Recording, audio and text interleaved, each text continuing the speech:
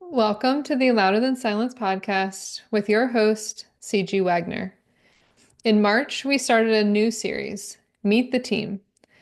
Over the next few months, I'm going to be interviewing members of the staff, board, and key volunteers to get a feel for who's doing this work and what they bring to the organization.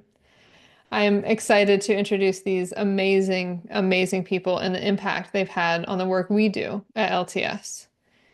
This is the third episode of the series, and we are chatting with Mattie Hildebrand, the LTS board member with the longest tenure on the team. Mattie is a dedicated advocate, writer, and friend to many. She became passionate about the work Louder Than Silence does during a period of time where she was helping a loved one navigate their trauma and healing journey.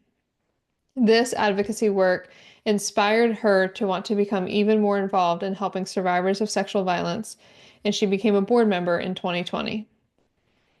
In addition to her work with LTS, Mattie was part of the launch team for Tying Vines, a nonprofit that partners with people and churches delivering humanitarian aid and fighting injustice all over the world. Beyond the initial work at launch, Mattie has been part of the media team for over the past 10 years. Inspired by her many years of living abroad to see the importance of promoting shared humanity and care for those who are hurting. Mattie finds joy and inspiration in her family. She and Mike have been married 42 years. They live in Austin, Texas, and have four terrific adult children, two amazing daughters-in-law, and several wonderful grandchildren. Beyond this, her warmth and compassion makes her a trusted friend and advisor to many. Through her various roles, Mattie continues to impact lives with her unwavering commitment to support, healing, and community. Thanks for joining us, Mattie. Thank you. It's great to be here. Yes. All right. So, can you tell us a little bit more about yourself and if there's anything in particular that the people listening should know? I think a fun fact people seem interested when I share it is that I grew up in South America.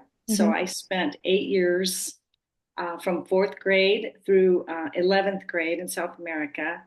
And then after Mike and I had been married about 24 years, we moved to the Middle East for 10 years, where we lived in Abu Dhabi and Doha, and then for 1 year in India.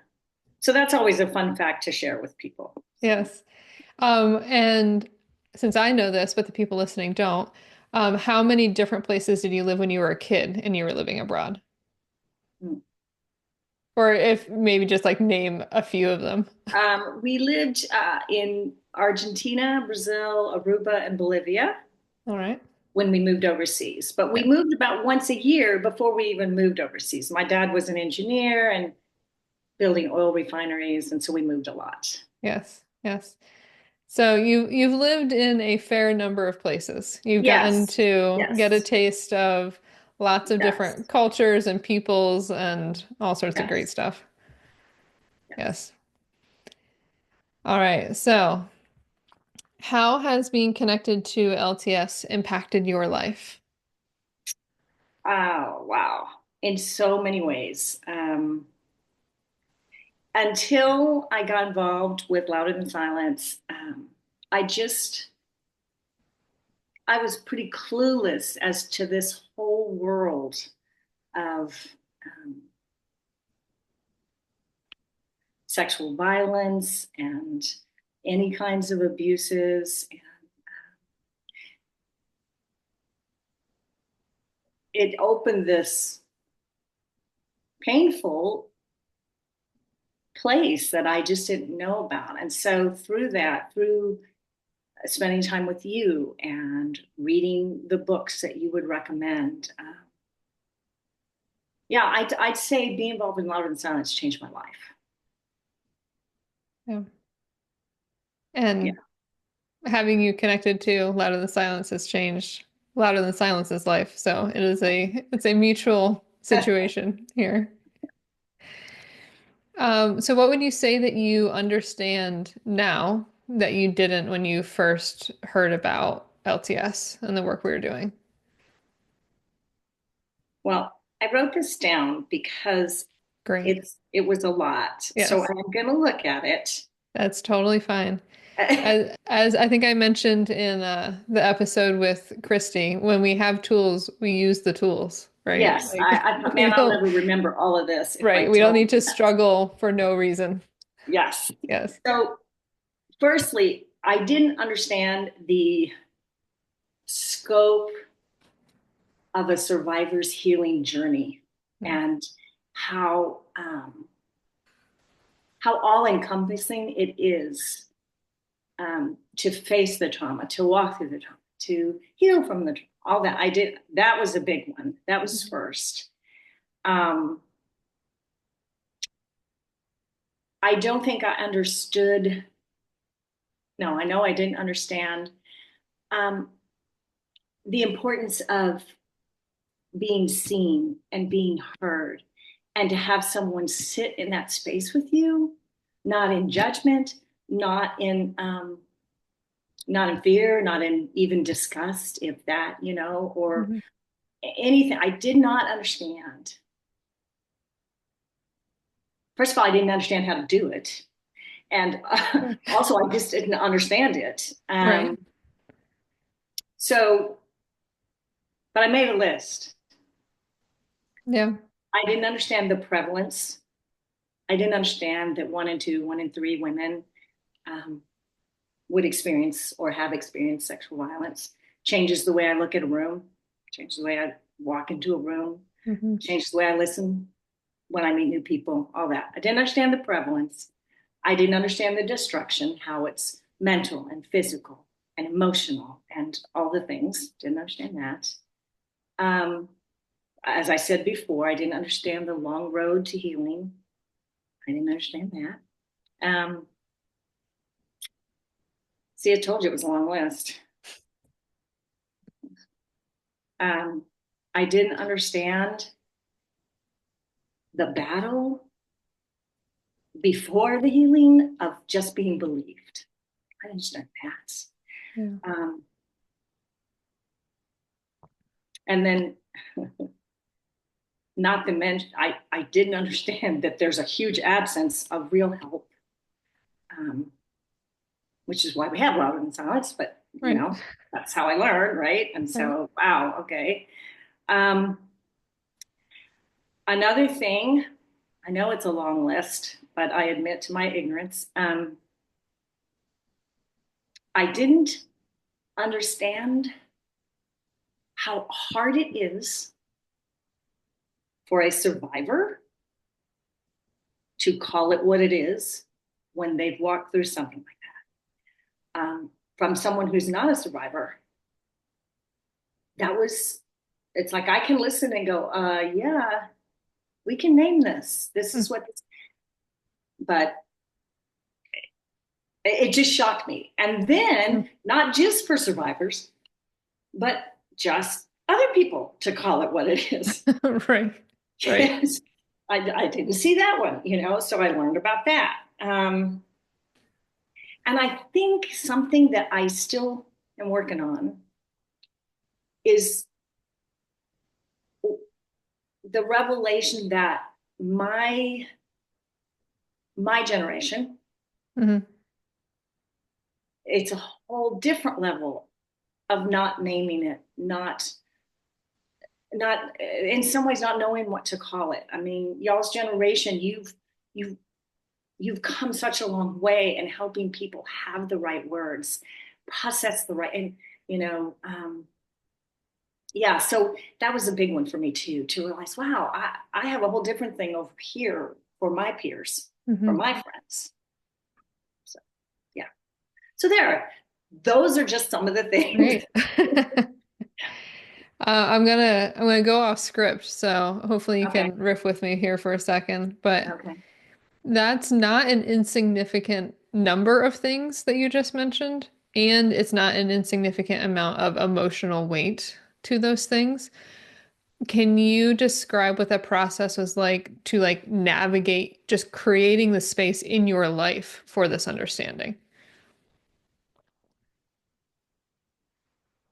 Well, I can say that you have. helped a whole lot with that. Um, and so is my friend Carol, my friend who's a therapist, Mhm. well, a pastoral counselor therapist.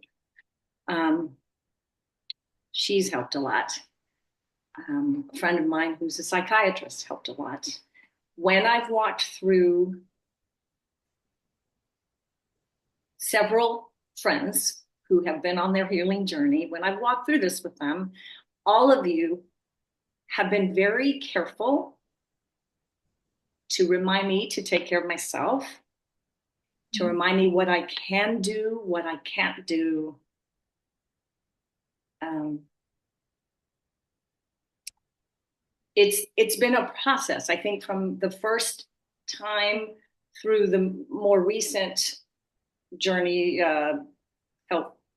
I don't know why, but helping others walk through this, Right. um, I'm much more able to hold my hands and say, I am here for this person, but I know I can't fix it. And I'm a fixer. I'm a mom. I always want to fix things. It's how I do it. And so I've learned that. I've learned. You've helped me learn to ask the right questions. Again, I go back to all the reading material that has helped me, that kind of thing. And that would be my best way to answer. Yeah. I think it's kind of important to note that it's not like you wake up one day and you're like, oh, I have space for all of this immediately right now because I decided to. Like Yeah. it's a whole thing, right? That, from the survivor end, even just like trying to understand this has been a whole process. And then for you as a supporter, like, of course it's a process with a slightly different lens. And Mm-hmm. for anybody who's listening who's like, yeah, I want to support people and I don't know where to start. I don't want to speak for Mattie too much, but I feel like I've heard her say similar things that everybody when they are learning about something new starts from zero, right? Mm-hmm. And we build from there. And I think a key part of it is like as Mattie pointed out, the holding holding yourself in high enough regard that you are taking care of yourself too. It's really easy to go into caretaker mode, especially with people who have been really hurt. And I've really appreciated seeing you, Mattie, like figure out what that looks like for yourself. And hearing some of the things that you've tried that have been amazing and some of the things that you've tried that maybe didn't stick as much. And that's all part of it too. Yeah. Yeah. And I have to say, particularly having someone in your life, in my case, Mike, my husband, he, through each time that we've helped someone, he's always, he's been understanding. And it's more like, how can I help you? Hmm. What do you need today? Right. What does and that has been huge. So if you're walking through something like this with someone else, it's really, for me, it was absolutely essential to have that support. Hmm. Yeah, I've had conversations with other people around this concept of like the layers of support or like the levels of support. And like you and I have talked about that concept too of, the survivor is doing their work and they need, right, the people around them that they can count on and rely on and trust and are safe and all of those things.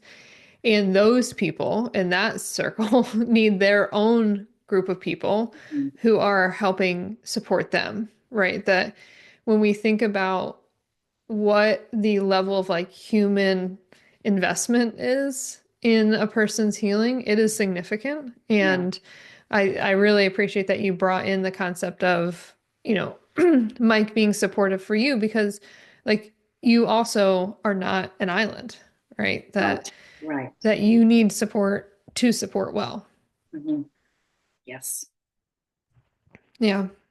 Um, and one of the things that I wanted to also make note of is how meaningful it's been for me and other people that I know who have met you at, different community events and things that There are so many people who have said something along the lines of, it's so encouraging to know that I have this example of somebody who has kept learning and kept growing even when they're farther along in their journey than we are. And it's something that I've really appreciated about your example for LTS and for our community and for me is this like, right, we can we can keep learning more no matter where we're at. And that's been a really beautiful and encouraging thing for me to see. So I wanted to say thank you as well because that list was again not insignificant and you And opted I'm into still it, right? learning, yeah. That not everybody opts in and you did and that has impacted a lot of people in a really really meaningful way. So, thank you, friend. Um all right, ready to move on to the next Sure. question? All right. You are particularly passionate about helping people understand the breadth of impact of sexual violence. What is it that drives you to reach out to people? Um, and I want to offer a little bit more context that, Maddie said a second ago about like this is what she thinks of when she's walking into a room, like it changes how she walks into a room. And Maddie has this incredible ability to just somehow just be like, hey, and like here's the thing about sexual violence that we should talk about now that is like it's in a way that's like aware and thoughtful and whatever. So like don't hear that that's what's happening, but she's able to bring that to people's attention in a way that I haven't really seen in a lot of other people. And so so that is what is behind this question. Um, that's hard to answer. I maybe it's. I mean, I thought about it. I read it, but I thought about it, Sure. and what I think about is that because my life was filled with moving and starting over and like almost every year, Hmm. then you're making new friends. You're either you do that or you're alone. So Right. so you I developed partially my personality and partially the circumstances, you know, getting to know people. It was important to Hmm. me. I remember one time my neighbor, when my kids were little, she came down. We were sitting on the front bench. We used to sit that and hope that the kids didn't die while they were playing. We would just sit there kind of, but she said, my daughter came up to me and said, Mom, does Mattie just know everybody? There's always somebody new walking to her house or parked in front of the house. And I looked at my friend and I laughed. I said, every person I meet, I think, wow, you're like an interesting book to read. Mm, You are interesting, and I want to know who you are. And then coming this part, louder than silence, and all of this education and learning and growing, kind of folded into that for me. That yeah. interesting and hard, or like, Right. and Yes. I think that's just part of my makeup. I just love people, and I I don't know. That's just kind of how I see it. Yeah. Does that answer the question? Yeah. That's a great answer. Okay. Um, so is there anything that surprised you about making the transition to a board member for an organization who that works in the sexual violence sector? Yes. The answer is yes. I know. Okay, so yes. What was Um, that? okay. What surprised me in the realm of being a board member, Hmm. not just being involved and helping and getting to know or whatever, is I didn't know how hard it would be to help people get invested in this arena, this battle, this journey, whatever we're going to call it. I, I mean, you and I have talked about this, and I say this kind of joking, and but not joking. This is so hard, and a person has to be willing to sit in the hard facts of it. Hmm. And it's not just about puppies and kittens. And that's very important. I love puppies, I love kittens. It's not that, but we don't have a smiling little picture or even a sweet child. You know, we have stuff that I just didn't know how hard it was going to be to convince or to persuade or to educate people on the need. And it's like, the need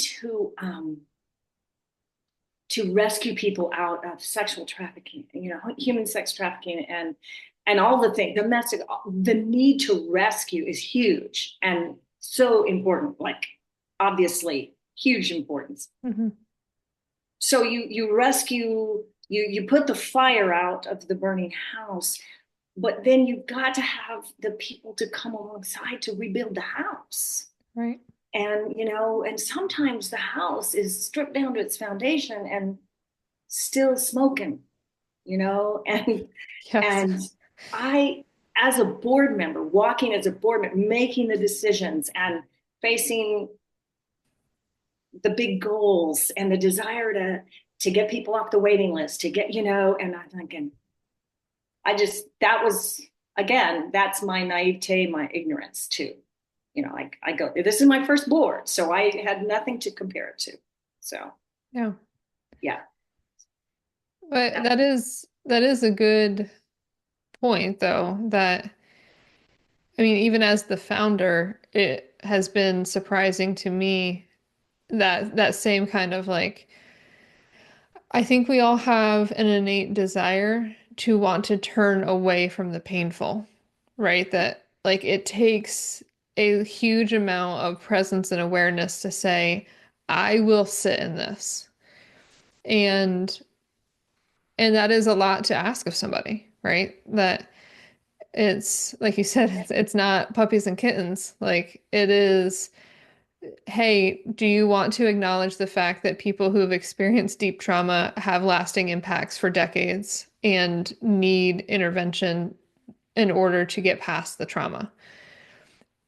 And a lot of times the answer is no. yeah, yeah, And yeah, and it's not like clean cut either, right? That, you're mentioning this concept of like, rescuing maybe like a sex trafficking victim or like a person comes out of a domestic violence situation. And like, of course, crisis intervention always needed, like incredible, yes, that people do that work.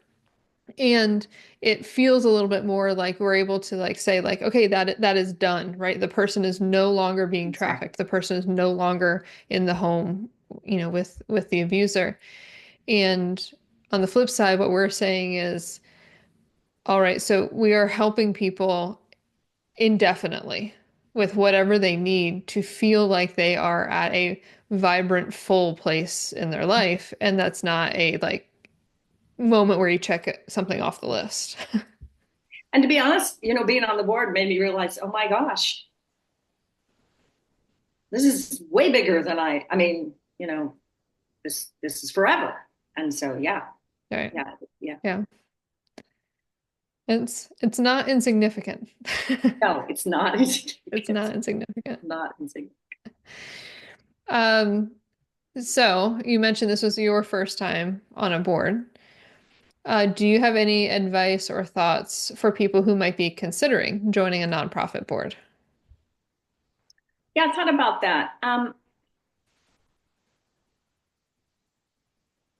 What's been important to me is that I was passionate already about Right. louder than silence because of what I've been walking through. And so um, that was a huge deciding factor for me to join the board. But I think also, evaluating, being honest about your own skills and gifting and experience and what are you going to bring, Hmm. and being willing to say, well, I'm not really good at that, Right.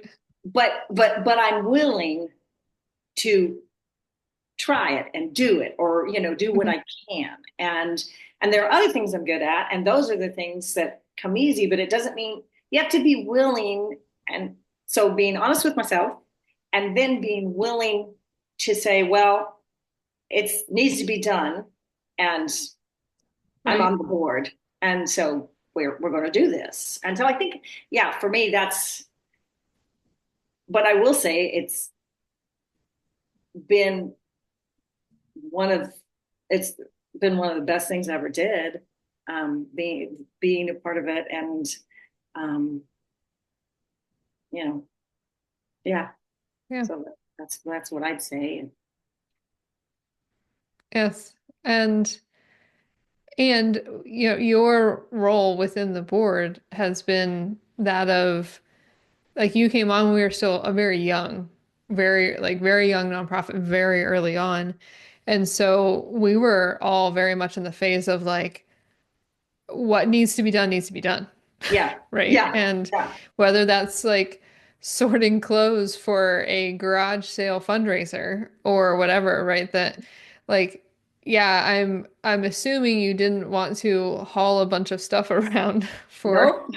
for a garage sale or yard sale or whatever you call it. But Yes, um I think that there's also something to be said for like you've seen it going from that phase to like where we're at now where we're able to be more strategic and it's like kind of these like bigger things that we're working on and it's not quite so much the like literal like moving of things in yes, order to get yes, something done yes. and so it's been really interesting, from my perspective to see how that's unfolded and I was just wondering if you had any thoughts on that yourself, as like looking back, like you said, you've been around for almost 5 years on the board, like what the difference has been Mm, in your tenure with us.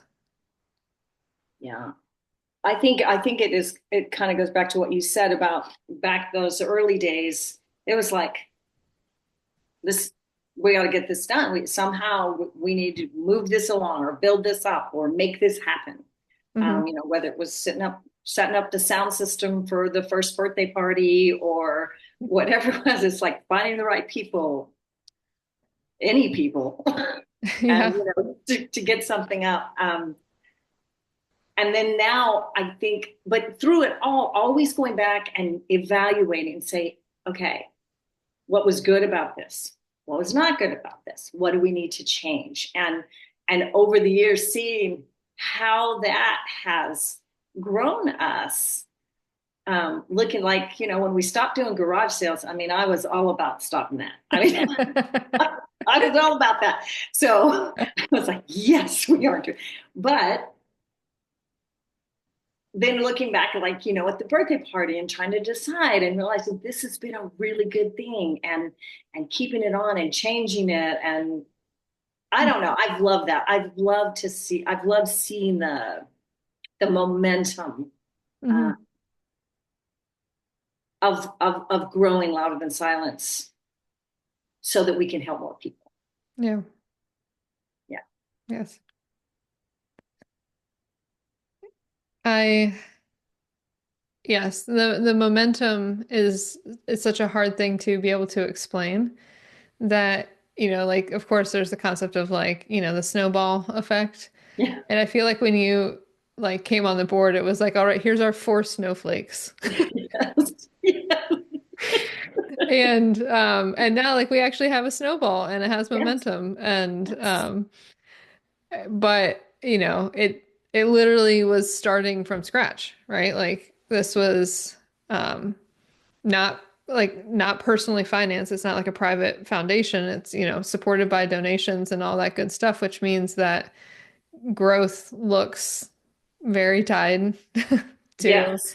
that. And so it has been interesting to see and understand the conversations we were having, 4 years ago versus the conversations that we're having now. And what that path has looked like is, Yes. it's never as much of a straight line as you think No, it's going no, to be.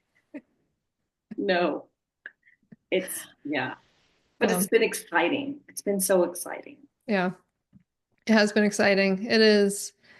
Like it's challenging and exciting and frustrating and amazing and beautiful and All of those things. like yeah, it's everything all wrapped up into one for sure. Yeah. Yeah. All right, so one of the questions that I am intending on asking everybody in this series is what is one myth about sexual violence that you would like to bust? I wrote it down Yes. because I had to think about that. Um,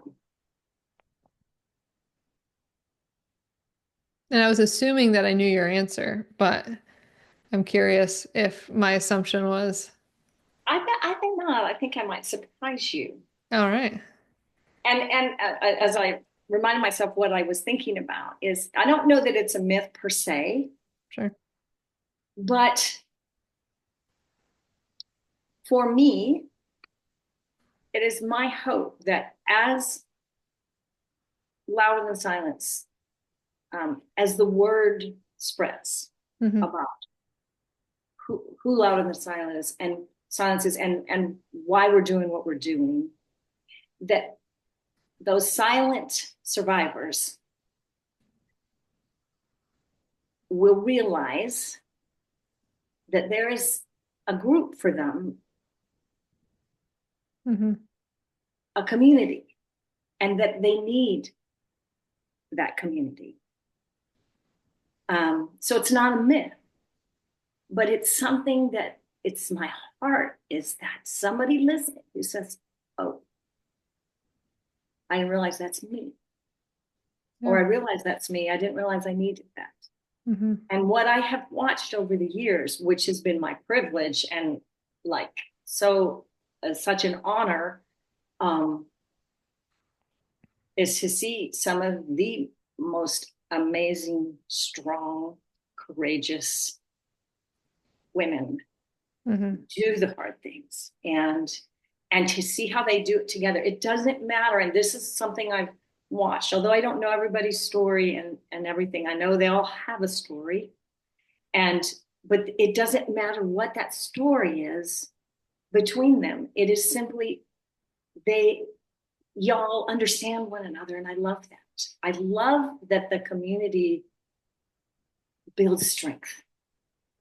Hmm. And that was the thing I thought about. What would I want someone to know? What is that you can't do it alone. Yeah.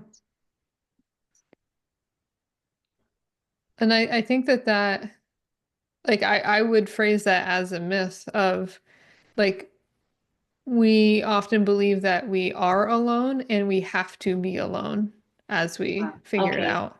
yeah, When in fact we we need people that are safe and trustworthy so that we can grow. That we can only heal so much in isolation. And then beyond that, like we do need to be understood. And um yeah. and I like that you're like, I don't really have a myth that I'm addressing and like you did.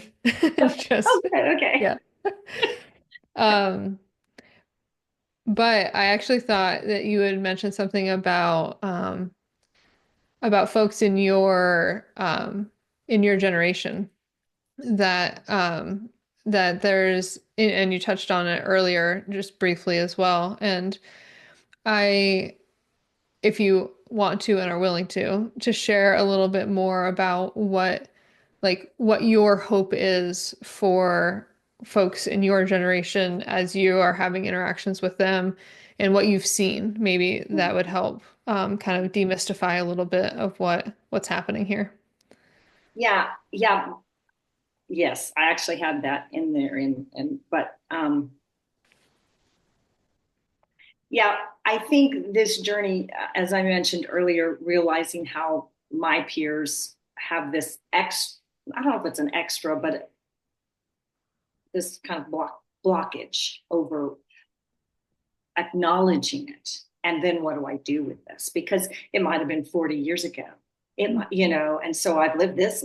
Why would I? Why would I? And I go back to this long journey. Like you might be surviving, but are you thriving? Because that's still there. Hmm. It doesn't go away. And that's what I'm learning. And so I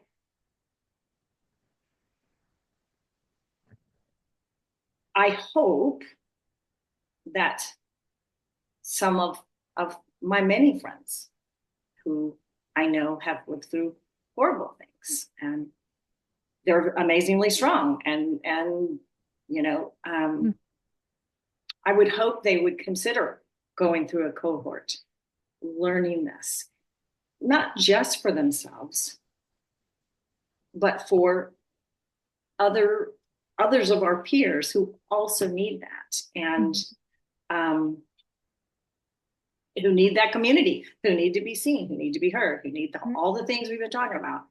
Um,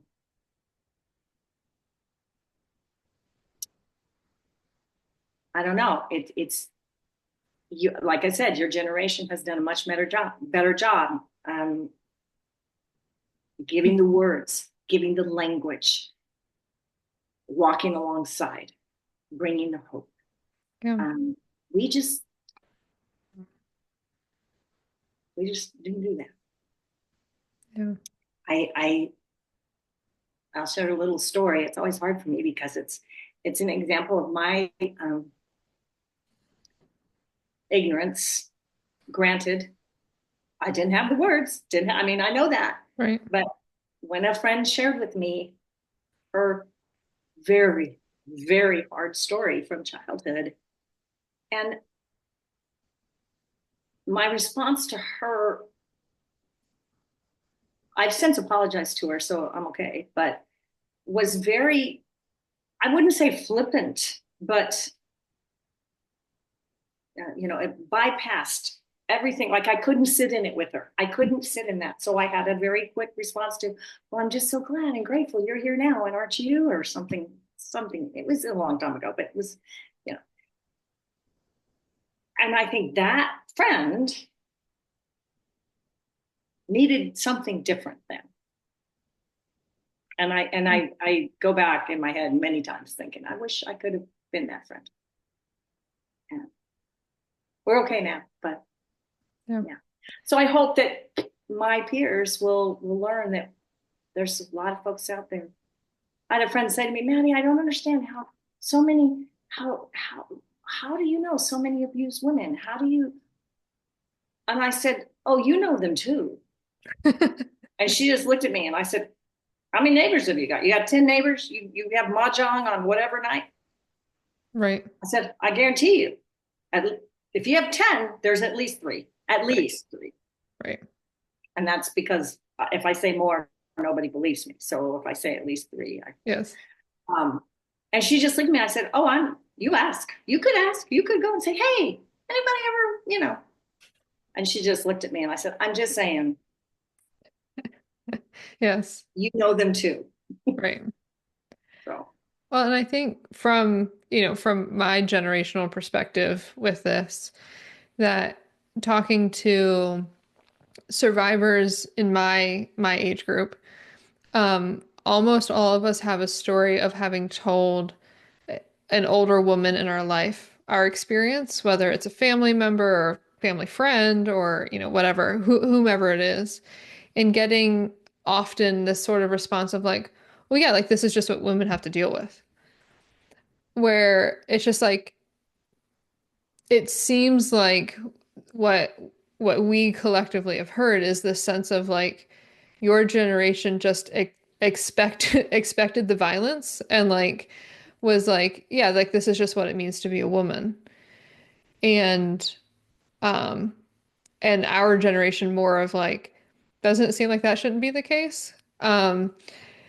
And so there is that like, all right, how do we make sure that we are helping include people who have an understanding of like, this is just what it means to like live in this body, in this existence, right? That it's there's a lot of barriers there, right? When like that's what a person has believed, right, yeah, for so long.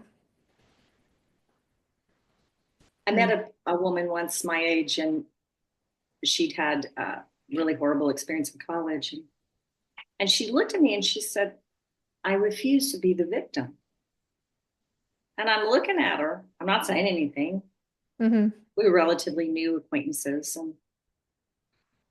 And she said, so I refuse to be the victim. So I just changed my major, changed all my classes, and changed the entire trajectory of my life Right. because of that. And I thought to myself, well, I think this is semantics here. Yeah. Right. So, yeah. Yeah. And once you start pulling that thread though, like tying it back into what you were saying like early on in this conversation, you begin pulling that thread and a lot unravels because you start to see like for most survivors, it is a person that they know who is the perpetrator, which means that it wasn't just like one, for most, again, most survivors, not all survivors, but for most of us, it was somebody that was like regularly in our life, which means that it wasn't just like one circumstance, but a series of abusive interactions, right? So you pulled the thread on sexual violence, and then all of a sudden you're now reassessing what you believe to be true about your friendships and your faith institutions and your families and your college experience, right? And it's just like you're pulling, and at some point you're just like, good God, is there an end? Yeah. And like it does get easier and better and all of those things, but there is that like I understand that trepidation of like if I start pulling on this thing, is my whole life going to unravel? Yes. Um, and I can imagine, even more so for, somebody who's a few decades, farther along in the journey than me. But Yeah. there's a lot there. There is. Yeah. Yeah. All right. So my last question for you, since you've answered a bunch of questions. So the last question is, do you have anything you would like to ask me? So, my question for you Yeah. is, as you look back on the last 5 years, Hmm. tell me like one encouraging thing that just gave you that boost to keep on going. Has there been like, not that there's only been one, but Right. name one that has Yeah. been that boost to just keep going and not give up? Oh, um, there are, like you said, not just one. There are several, there are many, and many that I would love to be able to share, but for the sake of confidentiality, cannot do so. So there are some very, very deeply meaningful things that I get to hold for myself. But I would say, like yet again recently, we had one of our weekend retreats, one of our annual retreats, and I had this moment standing there, like watching um, these community members interacting, where I could, and I said this in our debrief, like I could feel a like palpable difference in like the levels of anxiety, in the Mm, like reactiveness, like those things, like I could feel a tangible difference of how much lower it was this year than previous years. And so then I could look around the room and be like, oh, like these are the people who have gotten EMDR, and these are the people who've been connected to us for 2, 3, 4, 5 years now. Like I could see the like, right, like this is what it looks like to do this work. That we don't know exactly, like I said, there's not like checking off the box, right? Like we can't, right. Right. but we can say, I can feel it. Like I can feel it in my soul that something Mm-hmm. beautiful has happened here, and that these people are in such a different place in their life because of their willingness to do the work paired with our willingness to do the organizational work. Um and it's like magical. Like it's something beyond what I knew to expect. Like theoretically, if you had asked me, like, what do you think will happen once you have a room full of people and like these things are all true?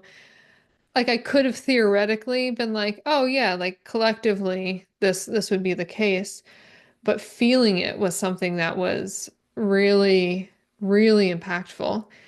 And I would say the most impactful part of it was thinking about this like quote that I often hear from somebody very close to me in my life, which is that we assume we can do more in 1 year than we can, but we assume that we can do less in 10 years than we can. And so like that thought came to mind in that moment that I was describing, and I'm like, oh, in 5 more years. Like we can't like I got chills like thinking about it. Like we can't even begin to imagine the level of healing and like beauty and comfort and like all of these things because of being on this path. That like I know that I'm gonna have a similar moment at some point in time in the future and be like, Mhm.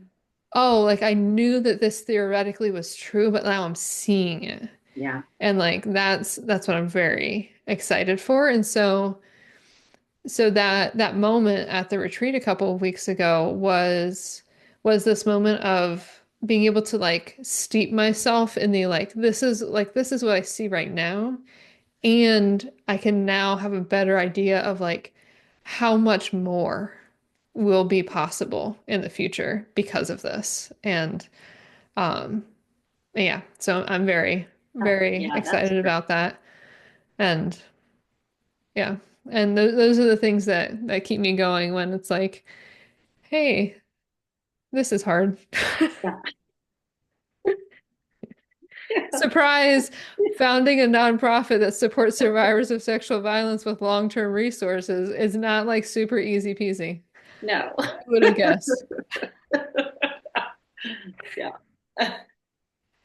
So that was the last question. Is there anything else that you want to say or chat about before we wrap up?